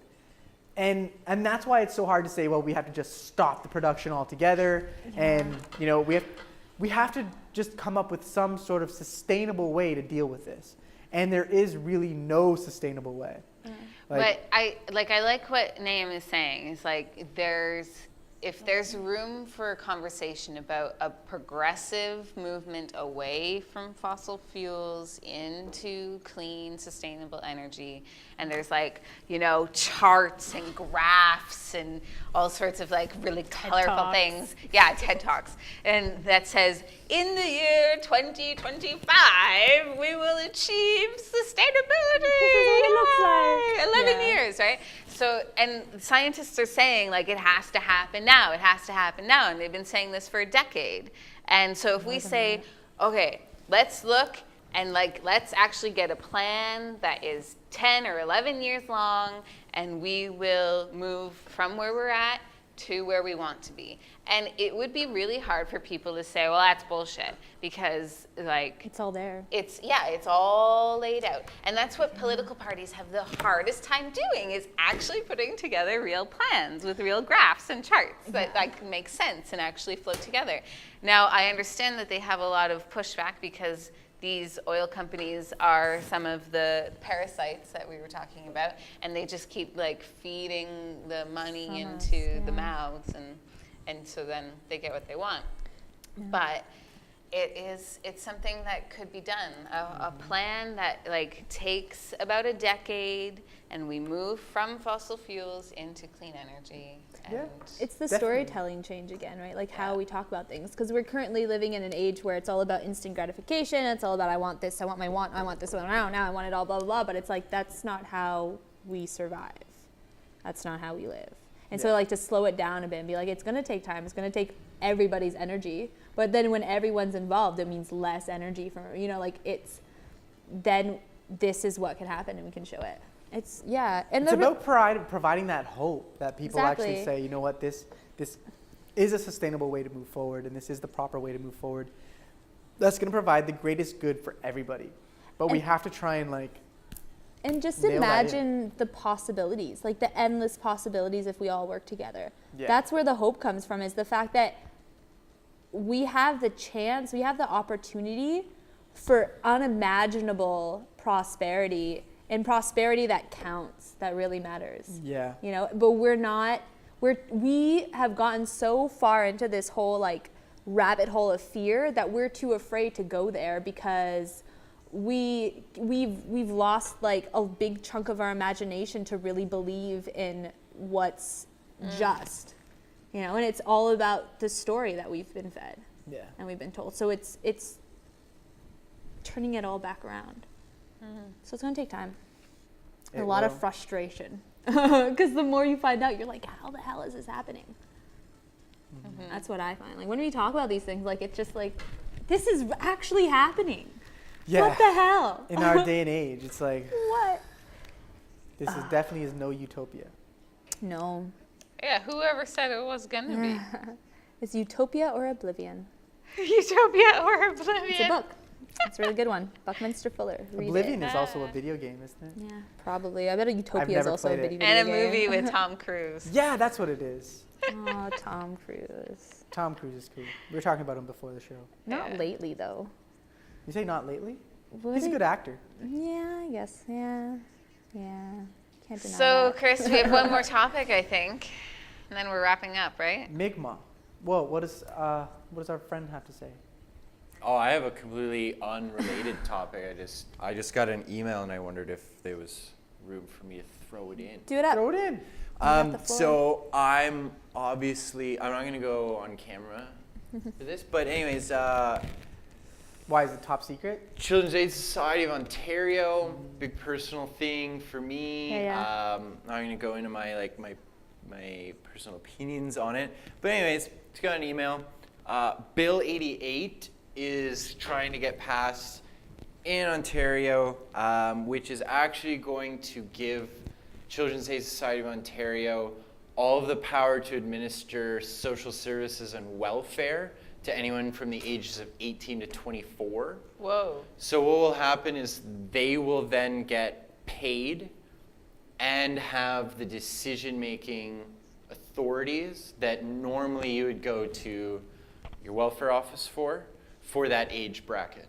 So that's, I just got an email saying like, vote to oppose it, blah, blah, blah. But I think it's important, especially because there's also Bill 44, I think it is. I'll have to get back on that one, which is trying to push for the ombudsman to have sort of an oversight position on the Children's Aid Society and care for our seniors and the hospital systems in Ontario, because there's no oversight in any of those departments. So it's just a good thing to bring up for people to be aware, because now there's the two sides of it. There's some push for some oversight, and there's also seeming to be some push for more power and money to go to this organization. Done. I pulled up an article on it. It says, under current Ontario law, if a 16-year-old comes to the attention of welfare services for the first time at that age, he or she is classified as an adult and can only access adult benefits. So it seems like it's, the Bill 88 is trying to make it easier for children on their own to access the benefits without having to go to the dangerous places like 111 Wellesley Street, where you have a bunch of very questionable people. Yeah, you have a bunch of questionable people, but you also have a security guard and lots of paid social service Very true. workers there. I mean, like, Yeah, I've had to go to 111 Wellesley before. yeah, it's not that. Whatever the address is. I know the location you're talking about. It's not a great place. But I'm just saying that the system that's already been in place to administer those benefits and privileges to Yeah, people out there. probably has the tools and resources. Now you're going to adopt in like a third-party organization with all of their criteria to sort through that. Mm-hmm. It's like a lot of things, unfortunately, with Children's Aid, and I hope I'm not going to get in trouble for this, but it's a lot of things that, like, you know, these organizations are pushed under guise of necessity, that, you know, people are out there abusing their children, et cetera, which is true. But what ends up happening is that there's no oversight, there's no clear lines on qualifications, there's not really any clear lines on the follow-through, any of the process. So it's one of those things, like, maybe it's a good thing for you, and like maybe this is a good step, but not without oversight. Yeah. So I They really need to think address the other problems before they go and hand them more power. Address Is the what you're saying. first problem, which is making sure that an organization is dotting its I's, crossing its T's, et cetera, and then find out, because, you know, maybe this is a good step in terms of, like, what is the role of this organization, and maybe it is a role of this organization, because unfortunately, well, I'm not gonna get. I actually think my mic's off. Oh, damn. Uh-oh. Anyways. Did someone's Nahum no, said some really good stuff. That sucks. Aw. Nahum just had an amazing speech about Yeah. why child aid shouldn't have Bill 88. And, Anyways, to sum up what I was flag going is to off. say, Check out Bill it's 88. just maybe Bill 88 is good. Maybe it's good to channel youth through this to avoid, you know, the whatever possible threats there are, but not without oversight first. So I think we should focus in on getting the ombudsman the power to give oversight, and then sort of redevelop what CAS's role is in our province. Call accountability Accountability now. now. There you That's go. right. Thank Because you very much. it is a private company, isn't it? It is a private company. Yeah. It is, yes. And They have a terrible history too. that's correct. And it's Ontario only, the only province in Canada with no oversight on the Children's Aid Society. You go over to British Columbia, it exists. It's almost non-existent because they're there for exactly what they proclaim is their authority and their responsibility, which is those like dreadful emergency calls, like something violent is happening and they go through the investigation. That's their role. Everything else everything in between, even minor concerns, threats, whatever, is all dealt with the Ministry of Family and Child Development, which is a ministry of the provincial government. So Ontario is alone in having the Ontario or provincial government having almost no role, and there also not being any oversight. Yeah. Yeah. Yeah. Yeah, I've heard some pretty terrible stories about Children's Aid. Yeah. Well, again. Yeah. There are many terrible stories about Children's Aid. They need a lot of oversight. They So Accountability now. Should come talk about it. that's the say on that. Come talk about it. Next is, I think I might be saying this wrong, but LC Pogtog, Sipog dog. which is Mi'kmaq protest against fracking in New Brunswick. Oh, and I just want to say I have to apologize. Maybe if I can be on screen for my apology. Close up. Yeah, close up capture. Yeah, hey, we are. Yay. I said Aboriginal earlier, and that's actually an inappropriate term. What I should have said was Indigenous or even First Nations. It works. Yeah, it works much better. So just for I everyone like watching. Indigenous. Yeah. I get caught up because, in school we had There's very- Aboriginal studies at U of T. Yeah, exactly. And that is implying that they are other than original. It's really backwards. Which is so- funny though, because like some of the nations, their names are like literally people. That's the name of their The people? people. They're the people. Yeah. People. Same in like Australia. Like some of the oldest nations, like the nations who've been there the longest, they're just the people. That's what that means. Yeah. So yeah, so after that little apology, you can continue, Christopher. No, I can't.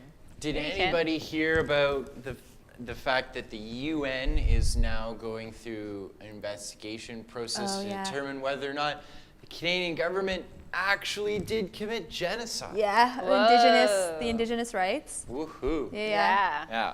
Some Yeah. big It's on my stir up. Facebook. Yeah. I think I saw it on Facebook too. But hell, that's where we all get our Yeah, news, right? exactly. That's what the real news is. Yeah. On people's Everything else is just book of The Facebook. chump Facebook. change. On the Facebook. Yeah, so like So what's going on in New Brunswick, Christopher? long time Lawsuit. protest against the fracking that was happening in their community. And then the RCMP moves in on the weekend and some cars get torched, some people get tear gassed and maced and treated very unfairly. And then you have the APTN News was actually reporting this. You had an RCMP, totally. RCMP officer saying that, what was it? This isn't Indigenous land. This is owned by the Crown. But he said it very derogatorily. So course. that caused some issues. But I don't know. I'm not for the torching of vehicles in any protest. I'll say that. I understand force back. I understand that it's awesome. But you're not gonna. What I'm saying is, I'm gonna say this every show. I am a strategy person. You are not winning over white Canadians by torching a bunch of cop cars. I'm sorry, you're not. You're not. You're not helping your cause by torching cop cars. I don't care. You got to be Gandhi on that shit. Like, you're gonna take the rubber bullets, you're gonna take the mace, and you're gonna have it all on camera so that the news has that. And they don't, because look at what's happening. Look at what's being shown on every single article you go to covering this story. It is not a picture of an Indigenous person getting smashed by mace or getting smashed by tear gas cans. It is the cop cars being torched. Question though, because during G20, the same thing happened, and they said that it was the cops that torched their own cars. So who's to say that they torched the cars or not? I was just gonna say that. And actually, I did hear. I have an answer. I did hear. I mean, everybody's in on the conspiracy theorist thing, but Yeah. I was reading somewhere that they photo ID'd someone who was throwing Molotovs, and they found out that he was an RCMP officer. I know how much you love conspiracies, Chris. So And this is where I'm going to come in and say, well, I read a blog from the individual camp that said that they are very angry that there are conspiracy theories about who torched the cars. And they're saying that there's nothing wrong with torching police cars in an activist event like that when you're being forced off your land and not being able to protect your land. So they're saying that they are offended that individuals do not believe that it was them that actually torched the car. So they are taking responsibility for that. No, that's wicked. And yeah, apparently yeah, kind of they- like Osama took responsibility for Exactly. 9/11. But not in the same way. Yeah. No, but it's a Scary. line to be drawn. Yeah. But with that, who are we to judge them torching cars in Yeah. a fit of anger, right? Very true. I would torch a car if that happened and there was Would a police. you? Maybe. I can't say Maybe. I wouldn't. Who knows? When you're in that action and you're there, Yeah. That's very why true. not? What else would you torch? Your own house? No, you torch a cop car. Yeah. Fire sets an example. It's awesome. I hear you. But if I was a leader in that camp, which I would never be, I would be the first one to be like, please don't torch the cop cars. Because in this, it is It's an image Image. game. it is. It's an image It game. is. You have to be, and this is why I'm saying the division between reform and revolution. And this is why it's so important, is that you are not going to win anybody with revolution. And guess what torching a cop car is? It is on the side of revolution, not of reform. Yeah, but you know And what? it's not helping your cause. It's just not helping True, the cause. I agree. I am for stopping fracking. I am for that community. But I am not for that action. Yeah, I realize that, but you also have to realize that you're talking from the position of a white male. And I am too, so it's I'm not putting anything on you. I hear but you. We're all outside of That issue. that experience. I concur. And so to somebody who's, look at this whole course of action of colonialization in Canada, treatment of First Nations people, really, they haven't revolted, right? There's been no violent uprising. It's been a passive takeover. They've sat on their hands and taken blow by blow by blow by blow. Okay, I would have to disagree by reading my history text. Sure. I'm saying maybe here and there, maybe there are instances, but Yeah. as an overall, definitely compared to some other place torn by civil war or faced colonization, uprisings, and violent revolution, that didn't happen here. So, Not to the I'm same sure degree. somebody is sitting there with a freaking Molotov cocktail in their hand saying okay, I don't have any more time to sit on my hands and take rubber bullets. So I agree. I think violence often is the answer, to be honest. I'm definitely not a believer in peaceful protest, and that's just my stance on it. But, yeah, I don't know. All I'm saying is there's a lot of new jails. There's a lot And there's of a reason there's Oh, a I lot of agree. new jails. I agree. And no one is going to win a battle in jail. No, you're right. Not And Nelson Mandela. you know what? You're right. Throwing a Molotov isn't going to win them the battle. I definitely agree with you there. But it's also what do you do? It's a Exactly. point. If you're forced in a battle and you have to fight back.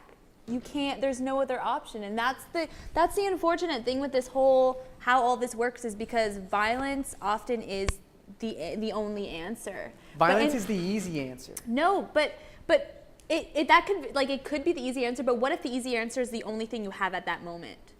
You Because have so many more. But that's not necessarily true, because they don't give you time to do much. They've had the last 300 years. To what exactly? I'm sorry that I'm very, very harsh on this subject. He's playing a part right now. I'm playing the He's playing devil's a part advocate right in now. this because I'm just And I just I understand that, but I find for people who play if with that role of the devil's advocate, you're playing into that whole way of thinking that this is us versus them, that this is this whole It's a battle, and thinking like that creates battles. It's not that I say that it's us versus them. It's that there is kind of different did. consciousnesses that live on this land. True. And it's not fair that anybody came here and colonized. I'm on that. And we should have, that's why I'm a monarchist for one reason. Because I believe in honor. And I believe that our current monarch system doesn't properly instill that. By not actually going by the charters, going by the treaties, like actually living up to them. Number one, if we want to have a constitutional monarchy moving forward, the Queen must actually live up to all the treaties. The land must be that, like, everything should be as it was signed and as it was agreed upon. Part one. But I don't know. I don't even know where I was going with that. I know you got way off there. I was bringing the Queen going in a into certain direction And with that. honor is not just something that only monarchs have. Like honor is. Completely. I completely agree. But in a system with a king or a queen, What about a chief? Pardon? What about a chief? It's the same thing. A chief is a king or a queen. Yeah. It's the same thing. But like the honor and like the moral systems come down the system. Like only because if you're looking, it's the same thing right now. We have a star system, celebrities.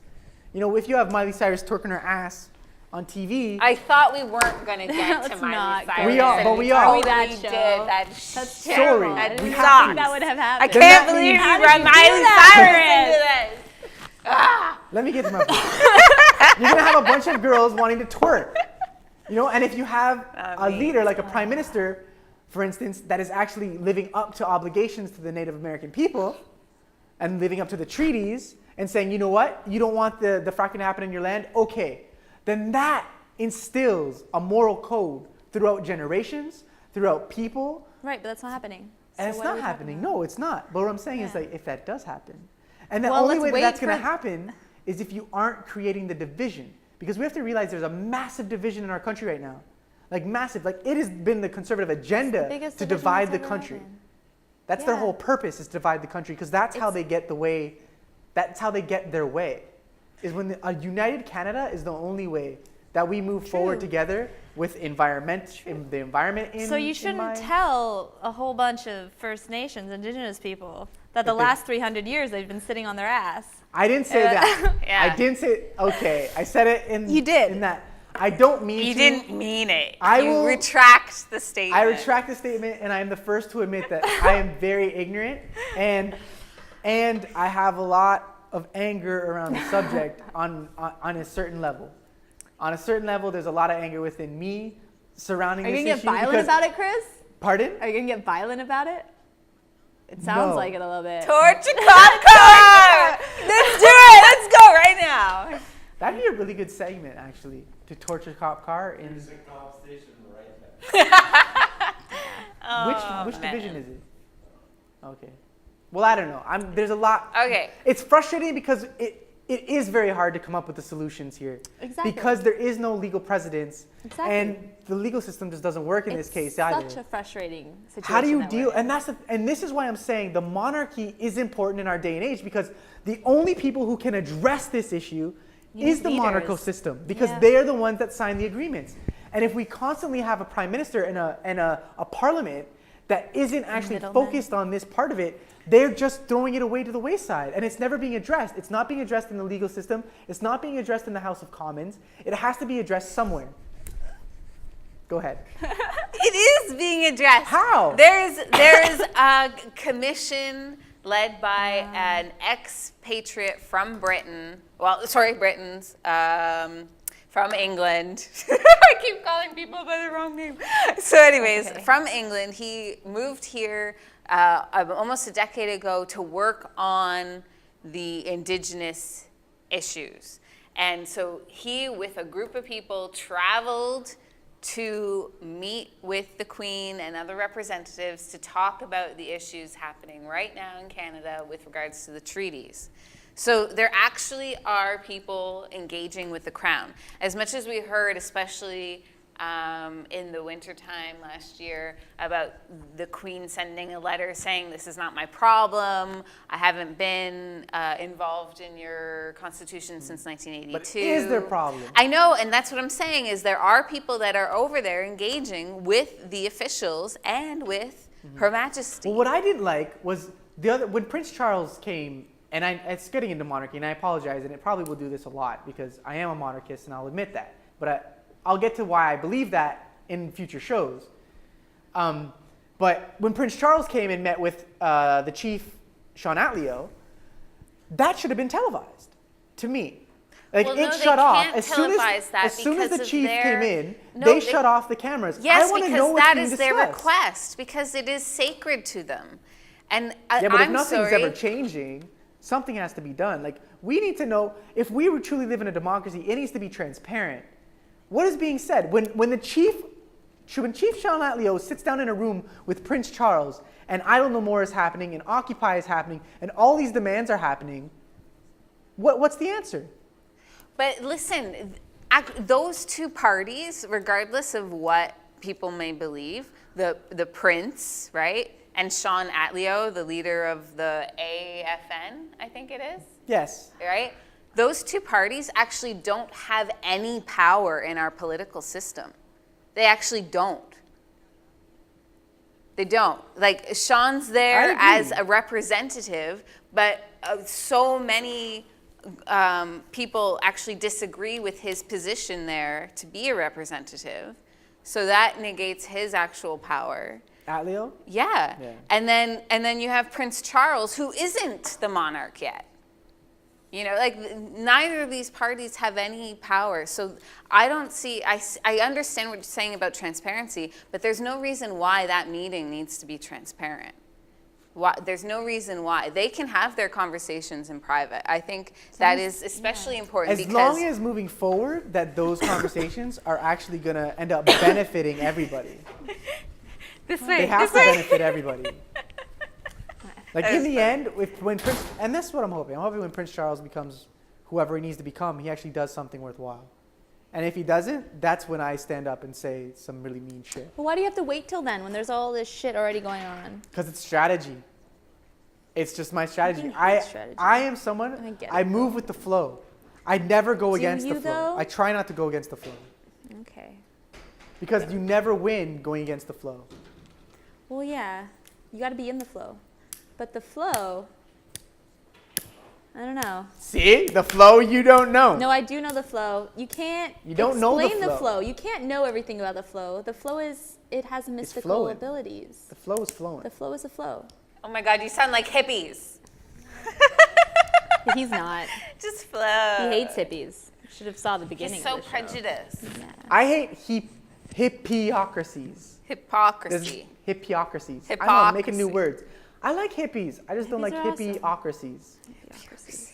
You can teach love and pray love and hug and all that jazz, but when it comes down to it, to me, if you're just leaving everybody behind, you're not worth nothing. But Yeah, you but that's not a can't hippie say vibe. that That's that like is a- their problem. Yeah, that's it's everybody's problem. everybody. There's Everyone. hypocrisy I hear you. everywhere. Because. But- Oh, you missed a part. It's a nerdy Yeah. conversation. I'll get to Yeah. it after. Yeah. Leaving those who. It's a lot. Yeah. I'm playing with my wrist here. I think it's time to end the show. Yeah, and I Yeah. just want to I say wanna there's a few meditate. themes that I think should continue, such as the debate about nonviolent like Revolution. progress, Reform. Or- yeah. nonviolent protest, nonviolent engagement versus the necessity of violence, which I don't believe in at all. But I'm a bit of an idealist, radically, and so that's a theme that should continue through all of this because if people want to you're- set things on fire, let's all write down how much debt we have on a piece of paper. Because if the Set it on banks can fire. write down how much money they want to lend us on a piece of paper and it just becomes real, we should have the Burn it. power, since we own the central bank, to be able to do the same. We write down our money, Set how our much we debt. owe on a piece Set of it on paper. fire. We on fire. let's step one step at a time here. Let's march to the streets with a parade with a coffin, and we'll all throw how much our debt into the coffin. We'll march it to TD Bank on the steps of fucking King and Bay, and then we'll light that on fire instead of cop cars. Let's have a sacrificial burn of our debt. Something. It's just there's more constructive ways to put that energy so that you're instilling hope and you're creating something that's moving forward and not creating something out of anger. And it's just a really fine line. It's just a really fine line. But what was brought up, someone mentioned, was also maybe it would have helpful for media. Like if they did not have put those cars on fire, would there have been as much media coverage? I understand that. Well, the car coverage came out after, like a couple days after. Wasn't it at least 24 hours after the initial confrontation? It wasn't a couple days. Was No. it? I think it was 24 hours It was after. the same day. Was it? It was the Okay. same day. Well, either way, confrontation with RCMP is a scary thing. And- And I can understand why things can get rowdy. Now, no understand one that was hurt, right? No. I want to just add to the whole idea of like with confrontation, we have not been taught how to deal with confrontation. That's our problem with the whole why we go the reform way and not the armed struggle way is because we are a bunch of people who just we can't deal with confrontation. Speaking for myself, especially in my people that I know. So how do we actually deal with conflict in a way that's positive? Your words. It's more than words. It's actions. They got more guns. They can't freaking shoot us all down. Well, they could. They could, but then where are they? As long as we keep dividing the political spectrum in this country, all they have to do is keep dividing it. Yeah, and it's true. every time you blow up a Yeah. cop car, it's just dividing it even more. And it's justifying when the time comes. And that's why I say slow reform. Slow reform. Because if you keep on dividing with these really radical tactics, all you're doing is giving them the logic and reason and justifiability to actually gun you down when you're going to actually have the right time to change things. And actually, it would be more ideal for them to shoot us all down. That's true. Because all they would do is they would push in multiculturalism, widespread immigration, and like we mentioned earlier in the show, these are people that come from places that are arguably worse, or at least have the appearance of being worse. I mean, people aren't immigrating here from China or Europe or wherever and complaining about the Harper government, and Yeah. maybe there are a few, but as a widespread, Yeah. the things that the Harper government is doing is in favor of all of those countries, True. of the immigration policies, of all of that. So I wouldn't put it up to them, because Yeah, They'll probably it's a shoot us. strategy nonetheless. It's an effective strategy, and I feel like a lot of activist groups are playing into it, unfortunately. And that's why I have the stance I have. It's not because I don't want to be radical and I don't want change now. It's just what I It's a see, the complete- long-term thing that's happening out of this is just not positive. I know. So what's the last word, Chris? What's the last word? The last word is just get involved. There's a lot of things happening. Look online for Line 9 protests. If you want to support the Mi'kmaq in New Brunswick. McMahon. You're McMahon. funny. What did I say? McMahon. Mi'kmaq. See, I was trying not to say Micmac. So Don't say that. You'd be too white. It's a white word. I will You are learn. so You're white. so white. I am very white. That's the last word. That's the last word. I am very ignorant. You're Never white. think that anything I'm saying here is not my opinion. It's mostly my opinion, and I'm not perfect. And I hope that you go out there and do your own research and go on the internet and read the articles for yourself. Keep up with Canadian politics. Keep up with what's happening in the world, activism in general, and just do our thing. Have a good day. Be accountable. Accountability Peace out. now. Hit the music. Woo! Woohoo! Hit some powwow.